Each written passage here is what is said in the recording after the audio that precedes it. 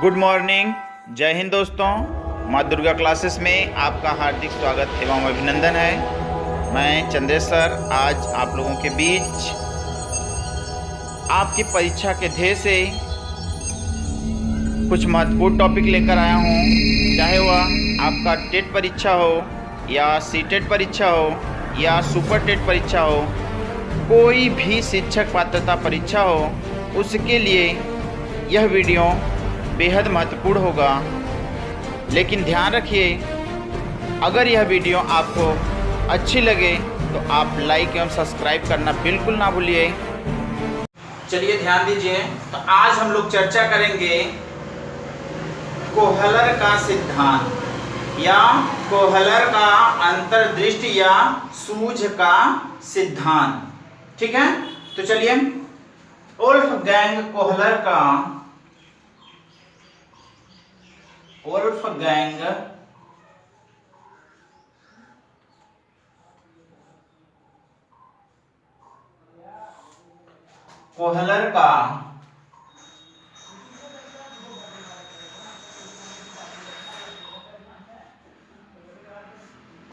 सिद्धांत।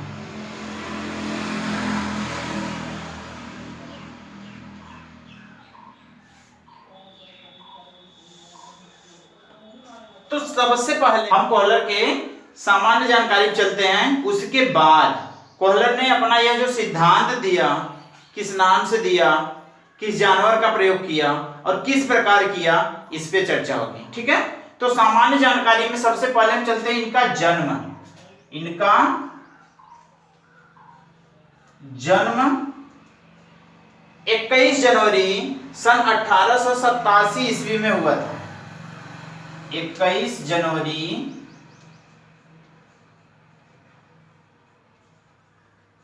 सन 1887 ईस्वी में हुआ था।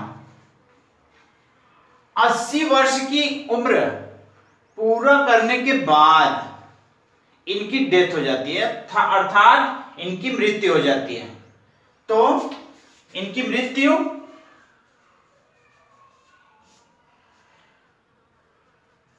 11 जून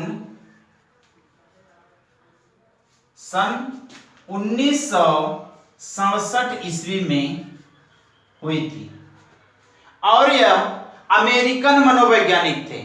यह कहां के मनोवैज्ञानिक थे? यह अमेरिकन मनोवैज्ञानिक थे। यह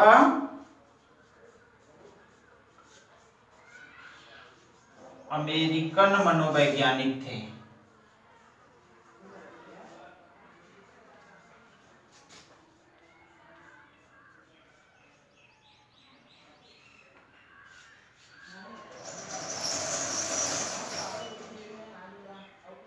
इन्हें गेस्टाल्टवादी भी कहा जाता है। इन्हें गेस्टाल्टवादी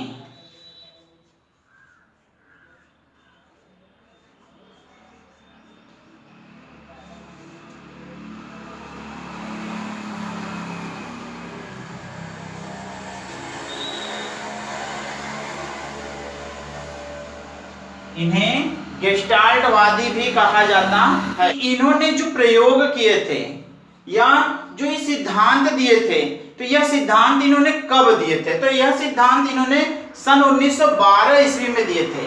इन्होंने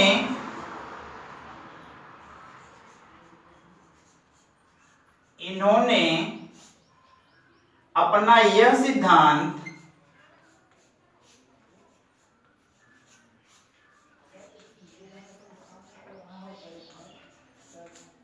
सन 1912 ईस्वी में दिए थे। 1912 ईस्वी में दिए थे। ठीक, तो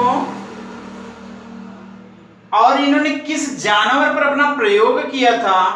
तो इन्होंने चिंपैंजी पर अपना प्रयोग किया था।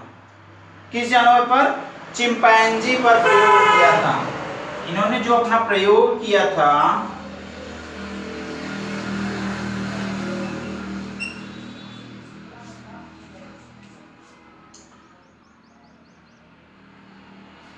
वह चिंपैंजी पर।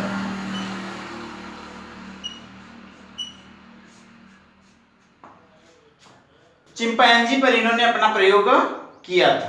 ठीक है, तो चलिए अब हम चलते हैं, इनका जो शुरुआत होता है कहां से, गेस्टाल्टवाद से। तो गेस्टाल्टवाद के विषय में चर्चा करेंगे। तो चलिए देखिए,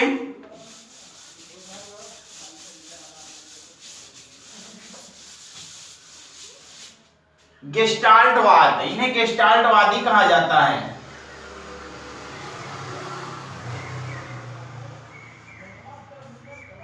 गेस्टाल्टवाद क्या है? तो गेस्टाल्टवाद का अर्थ है, गेस्टाल्टवाद का अर्थ है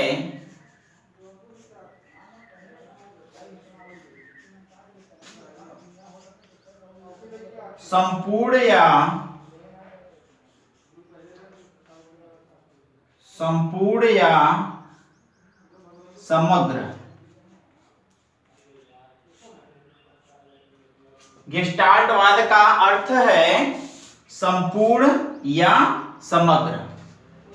ठीक है, तो इसके प्रतिपादक, यदि कहा जाए कि इसके प्रतिपादक कौन थे, तो प्रतिपादक थे वर्दिमर। प्रतिपादक वर्दिमर थे। प्रयोगकर्ता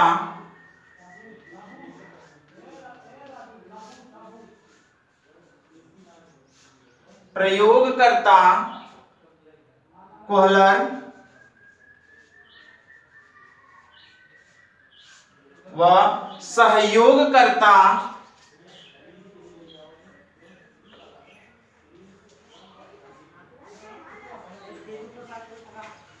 कोफ्का थे। सहयोगकर्ता कोफ्का थे। तो देखिए, गेस्टाल्टवाद के प्रतिपादक वर्दिमर, प्रयोगकर्ता कोहलर और सहयोगकर्ता कोफ्का, अर्थात यह तीनों गेस्टाल्टवाद के जनक कहे जाते हैं। गेस्टाल्टवाद के जनक कहे जाते हैं। इस गेस्टाल्टवाद का प्रतिपादन कब हुआ? तो इसका प्रतिपादन हुआ सन 1912 ईस्वी में। इसका प्रतिपादन सन 1912 ईस्वी में हुआ। ठीक है, तो गेस्टाल्टवाद का अर्थ क्या है? संपूर्ण या समग्र। इसलिए इनके सिद्धांत को संपूर्णता का सिद्धांत या समग्रता का सिद्धांत भी कहा जाता है। अर्थात संपूर्ण सिद्धांत या समग्र का सिद्धांत कहा जाता है कोहलर। ठीक है, देखिए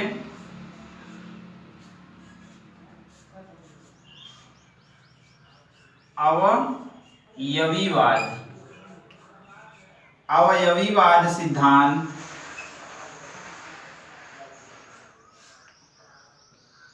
संपूर्णवाद सिद्धांत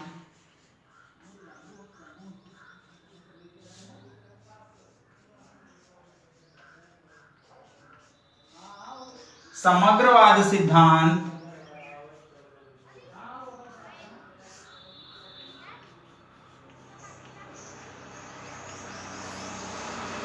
प्रयोगकर्ता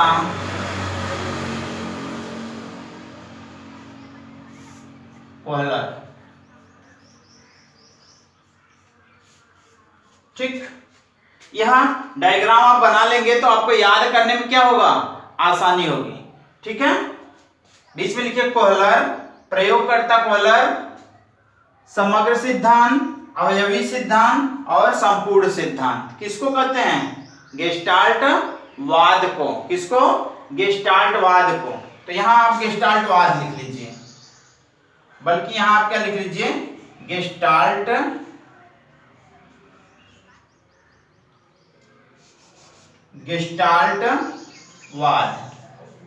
अब आपके लिए और सरल होगा। ठीक है, चलिए अब आगे चलते हैं। इन्होंने जो अपना प्रयोग किया था किस जानवर पर किया था और किस तरह से किया था। ठीक है, तो देखिए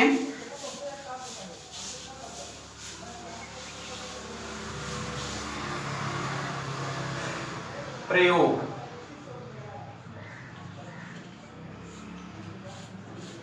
इन्होंने अपना प्रयोग चिंपैंजी पर किया था। इस पर किया था चिंपैंजी। इन्होंने अपना प्रयोग चिंपैंजी पर किया था।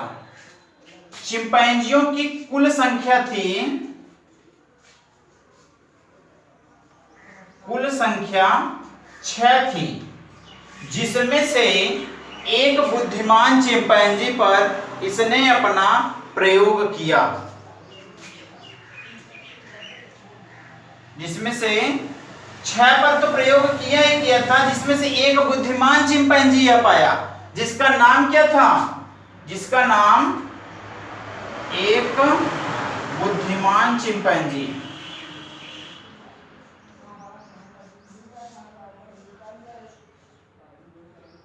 बुद्धिमान चिंपैंजी था,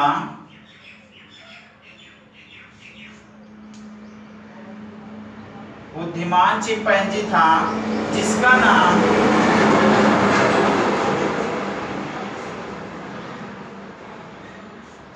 सुल्तान था।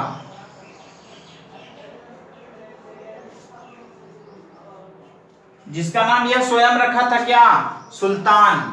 और इस सुल्तान को वनमानुष के नाम से जानते हैं। इस सुल्तान को वनमानुष के नाम से जानते हैं।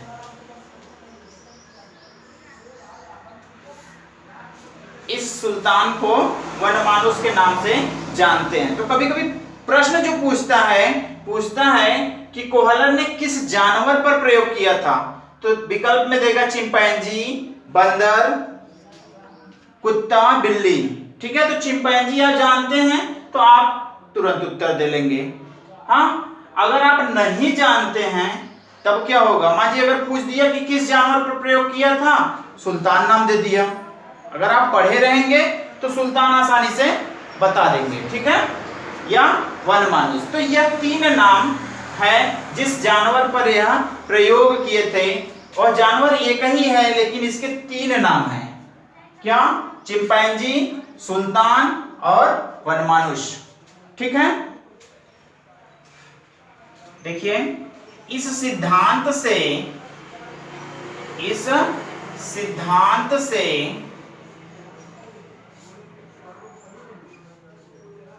संरचनावादी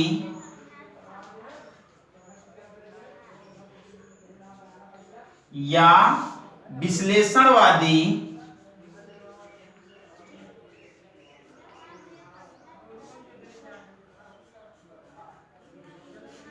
का जन्म होता है।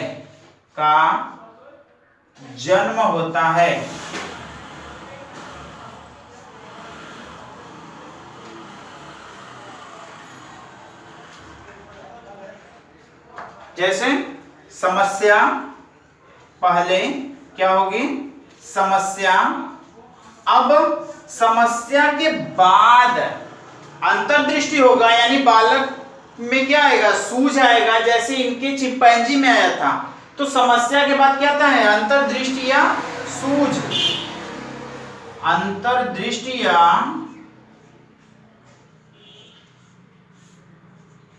सूझ। अब जब सूझ आ जाता है तो उसके बाद क्या होता है, तो सूझ आने के बाद उसका समाधान किया जाता है। समाधान किया जाता है, अर्थात पहले समस्या उत्पन्न हुई, फिर सूझ आई, फिर उसके बाद उसका समाधान किया गया। अंतर्दृष्टि यानी विचार, सूझ यानी स्वीकार।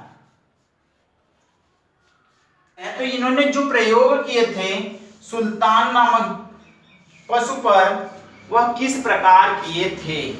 ठीक है, तो ध्यान देंगे इन्होंने 2 प्रयोग किए थे और दोनों प्रयोग 2 प्रकार से किए थे। थोड़ा सा आप ध्यान देंगे कि यह दोनों प्रयोग किस प्रकार से किए थे। सबसे पहले एक प्रयोग में यह एक पिंजड़े में चिंपैंजी को बंद कर देते हैं। चिंपैंजी कैसा होता है? भूखा होता है। भूखे चिंपैंजी को बंद कर देते हैं।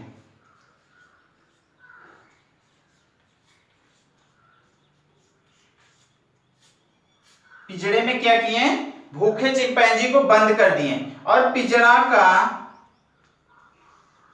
एक तरफ का भाग कुछ इस प्रकार था, छड़नुमा, जिसमें से बाहर की दृश्य आसानी से दिखाई दे देती थी। तो इन्होंने क्या किए? इसके अंदर 2 छड़ी रख दिए, 2 छड़ी होलनुमा यानी पाइप की भांति इस प्रकार की 2 छड़ी रख दिए और एक छड़ी में हुक टाइप का लगा हुआ था, जिससे कि कोई वस्तु आसानी से फंसाया जा सके। ठीक है, 2 छड़ी रख दिए, चिंपैंजी को अंदर छोड़ दिए और बाहर क्या किए? कुछ दूर पर, जिससे कि यह छड़ी जुड़ने के बाद इतनी दूरी जितनी इस दोनों छड़ी की हो उससे थोड़ी अधिक दूरी पे केले रख दिए। क्या रख दिए? केले।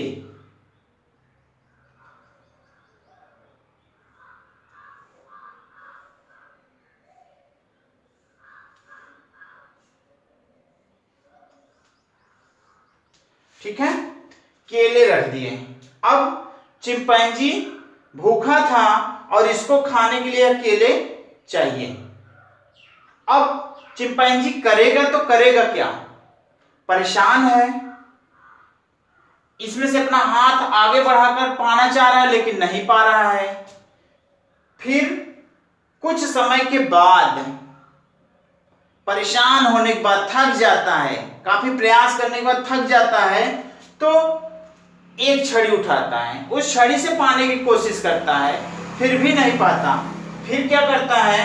उदास बैठकर दोनों छड़ी को अपना एक छड़ी से दूसरे छड़ी पे पीटता रहता है, कभी इधर उधर इस प्रकार से करता है। अचानक दोनों छड़ी क्या होते हैं? एक में ज्वाइंट हो जाते हैं। अब जैसे ही ज्वाइंट हो जाते हैं वैसे ही सुल्तान के अंदर सूझ आ जाती है, वैसे ही सुल्तान के अंदर सूझ आ गई। अब सुल्तान क्या करता है? जब देखा दोनों छड़ी जुड़ गई तो सोचता है कि क्यों ना इससे केले को फंसाया जाए, और जब दोनों छड़ी जुड़ गए आपस में तब केले को फंसाया तो आसानी से पा गया। तो अर्थात कहने का तात्पर्य इनका है कि सूझ अचानक आती है, और यदि व्यक्ति के पास या बालक के पास, किसी के भी पास यदि समस्या होगी तभी तो उसके अंदर सूझ आएगी, तभी तो वो कार्य करेगा, अन्यथा नहीं करेगा। ठीक है, तो इनके अनुसार चिंपैंजी के सामने यह समस्या थी कि वह केले को नहीं पा रहा था, जिसके लिए वह काफी प्रयास किया, काफी विचार किया। उसके बाद अचानक जाकर उसमें सूझ आई और उस सूझ के माध्यम से वह क्या किया? इस केले को प्राप्त कर लिया। ठीक है, तो यह इनका पहला प्रयोग था। दूसरे प्रयोग में इन्होंने क्या किए? दूसरे प्रयोग में एक कमरे में चिंपैंजी को बंद कर दिए। एक कमरे में चिंपैंजी को बंद कर दिए।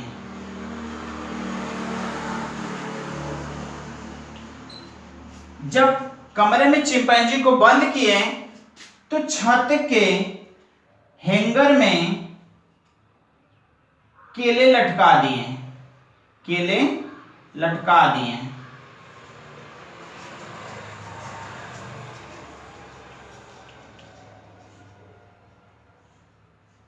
अब लटके हुए केले को चिंपैंजी खाने का प्रयास करेगा, क्योंकि यह चिंपैंजी भी क्या है? भूखा है, यह भी क्या है? भूखा है। अब इन्होंने किए क्या? जब चिंपैंजी को वहां बंद किए तो 3 छोटे छोटे अलग अलग साइज के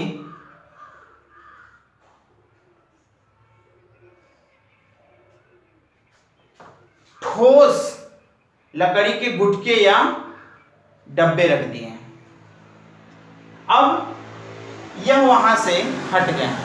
चिंपैंजी को केला चाहिए था क्योंकि भूख लगा था। अब चिंपैंजी क्या करता है, बार बार उछल कूद करता है, लेकिन यहां से इसकी ऊंचाई अधिक होने के कारण चिंपैंजी उछलने के बाद भी केले को नहीं पाता है। अब करता क्या है,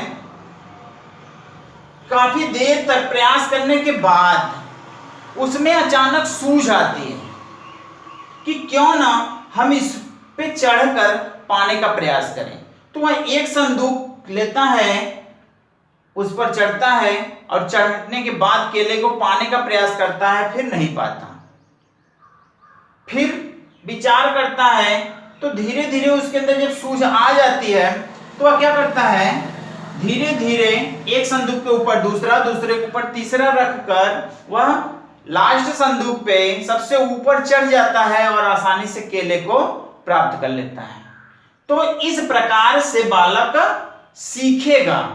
किसने कहा, कोहलर ने कहा। जिस प्रकार से इस चिंपैंजी को सिखाया गया उसी प्रकार से बालक को भी सिखाया जा सकता है। जिस प्रकार से चिंपैंजी अपनी आवश्यकता की पूर्ति करने के लिए क्या किया, कार्य किया, उसी प्रकार से यदि बालक के सामने कोई समस्या प्रस्तुत किया जाए तो वह भी क्या करेगा, कार्य करेगा। ठीक है। तो इस प्रकार से इन्होंने अपने 2 प्रयोग किए और दोनों प्रयोग से यह पता चलता है कि इनका जो यह सूझ का सिद्धांत है यह काफी प्रभावित करेगा या यह काफी प्रभावित करता है बालक को सीखने में, अर्थात बालक की तर्क क्षमता को बढ़ाने में इसका पूरा सहयोग होता है। निर्णय लेने में और उस पर कार्य करने में भी यह सिद्धांत बहुत ही महत्वपूर्ण है। ठीक है। तो अब हम चलेंगे, चलिए देखिए अंतर्दृष्टि के संप्रत्यय। अंतर्दृष्टि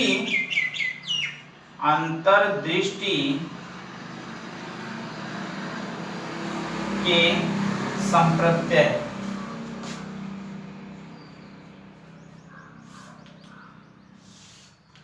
अंतर्दृष्टि के संप्रत्यय। तो अंतर्दृष्टि के कुल 5 संप्रत्यय हैं। नंबर 1 लक्ष्य,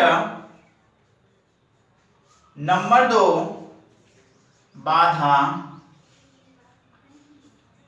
नंबर 3 तनाव, नंबर 4 संगठन, नंबर 5 पुनरुत्थान।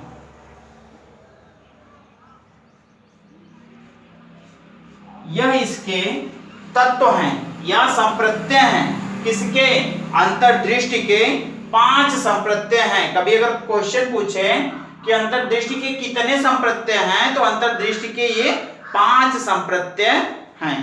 कौन कौन से, लक्ष्य, बाधा, तनाव, संगठन और पुनरुत्थान। ठीक है। अब हम चलेंगे वोल्फगैंग कोहलर का सिद्धांत किन किन नामों से जाना जाता है। ठीक है, या इनके सिद्धांत को किन किन नामों से जानते हैं। तो देखिए इनके सिद्धांत को निम्नलिखित नामों से जाना जाता है। जैसे नंबर 1 अंतर्दृष्टि का सिद्धांत। अंतर्दृष्टि का सिद्धांत।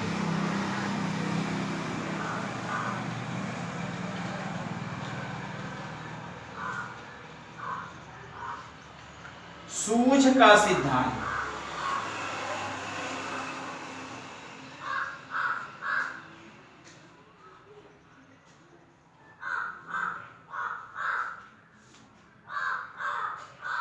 सूझ का सिद्धांत नंबर 3 पूर्णाकार का सिद्धांत।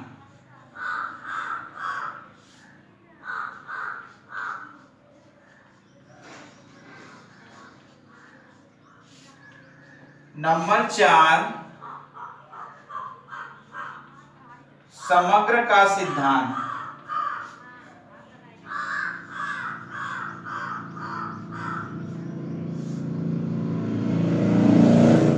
नंबर 5 गेस्टाल्ट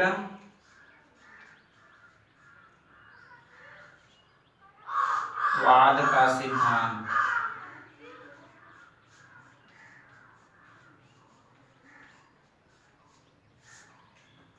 नंबर 6 अंतर्दृष्टि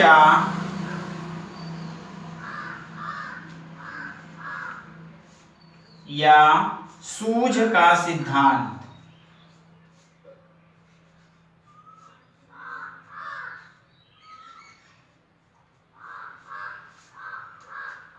ठीक है, और इनका यह सारा सिद्धांत, चाहे अंतर्दृष्टि का सिद्धांत या सूझ का सिद्धांत या पूर्णाकार का सिद्धांत या समग्र का सिद्धांत या गेस्टाल्टवाद का सिद्धांत या अंतर्दृष्टि या सूझ का सिद्धांत, ठीक है, सब क्या है, एक ही सिद्धांत है। ठीक, और इन सिद्धांत को एक सूत्र से बांधा गया है जो है पूर्ण से अंश की ओर। तो कभी कभी प्रश्न पूछता है गेस्टाल्टवाद सिद्धांत या अंतर्दृष्टि का सिद्धांत या कोहलर का सिद्धांत किस सूत्र पर कार्य करता है या किस शिक्षण सूत्र पर कार्य करता है, तो वह है पूर्ण से अंश की ओर। पूर्ण से अंश की ओर।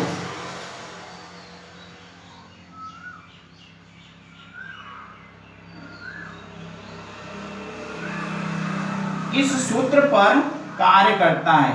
क्या इनका यह सिद्धांत किस सूत्र पर कार्य करता है? पूर्ण से अंश की ओर सूत्र पर कार्य करता है। ठीक, अब आगे चलते हैं। इसके महत्व या इसकी आवश्यकता या इसका उद्देश्य क्या होता है, तो ध्यान रखिए, यह बालक के तर्क क्षमता को बढ़ाता है। यह बालक के तर्क क्षमता को बढ़ाता है और इसकी प्रकृति संरचनात्मक होती है। इसकी प्रकृति संरचनात्मक होती है और सीखने के लिए इसकी प्रकृति अस्थायी होती है। ठीक है, तो इसके माध्यम से बालक आसानी से सीख सकता है। यह सिद्धांत सूझ पर बल देता है, अर्थात सूझ अचानक आती है। कभी कभी क्वेश्चन पूछता है सूझ कैसे आती है, तो आप हमेशा एक याद रखिएगा, सूझ अचानक आती है। सूझ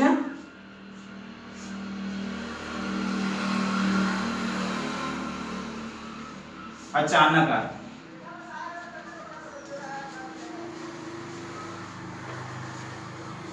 सूझ कैसे आती है? सूझ अचानक आती है।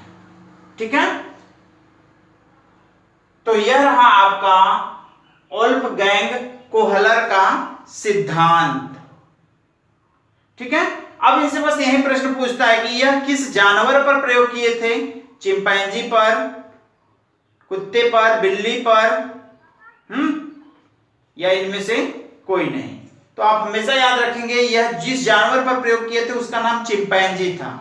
कितने चिंपैंजियों पे प्रयोग किए थे? तो इन्होंने कुल 6 चिंपैंजियों पे प्रयोग किए थे, जिसमें से एक सबसे बुद्धिमान चिंपैंजी निकला। कौन? सुल्तान, जिसको वनमानुष कहा जाता है। वह सबसे बुद्धिमान चिंपैंजी सुल्तान ही था। ठीक है, तो यह रहा आपका कोहलर का सिद्धांत।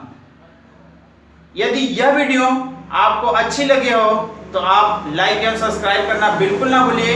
अगली कक्षा में अगले सिद्धांत के साथ मिलेंगे। ओके, धन्यवाद।